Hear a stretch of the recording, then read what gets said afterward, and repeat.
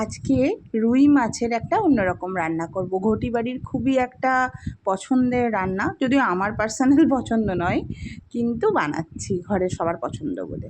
তো তার জন্য লাগছে কচু। এটা হচ্ছে কচু আলু দিয়ে রুই মাছের ঝোল। তো মাছগুলোকে প্রথমে হলুদ নুন মাখিয়ে নিয়েছি, আর এরকম হলুদ নুন আর সর্ষের তেল মাখিয়ে তেল গরম করে ভালোভাবে মাছগুলোকে ভেজে নিচ্ছি। এবার ভেজে নেওয়ার পরে কি করছি, এই যে কচুগুলোকে আর আলুগুলোকে এরকম ডুমো ডুমো লম্বা লম্বা করে কেটে নিয়েছি, যেরকম সাইজ ছিল। দিয়ে তারপরে ওটাতেও আমি হলুদ নুন মাখিয়ে রাখবো। আর এই যে পেঁয়াজ কুচি, লঙ্কা আর রসুন দেখছো, এটা একটা অন্য রান্নার, এটা অন্য কোনো দিন দেখাবো। মাছেরই রান্না, যেটা আমি খাই সেটার রেসিপি পরে দেখাবো। তো যাই হোক, মাছগুলো ভেজে নেওয়ার পরে এইদিকে পেঁয়াজ আর রসুন ভালো করে ঘষে রেখেছি।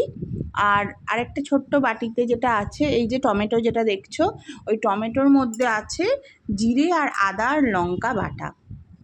আমাদের বাড়িতে খুব বাটা মশলাই বেশি রান্না বান্না হয়, পছন্দ করে সবাই। তো তার জন্যই এটা হচ্ছে। মাছগুলো ভাজতে ভাজতে কড়া করে লাল লাল করে ভাজবো, কারণ অনেকে একটু হালকাও ভাজতে পারে, যেহেতু ঝোলে ফুটবে, অসুবিধা নেই।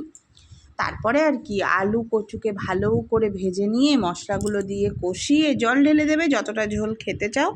আর তারপরে কি, তারপরে মাছগুলো দিলেই রেডি আলু কচুর ঝোল।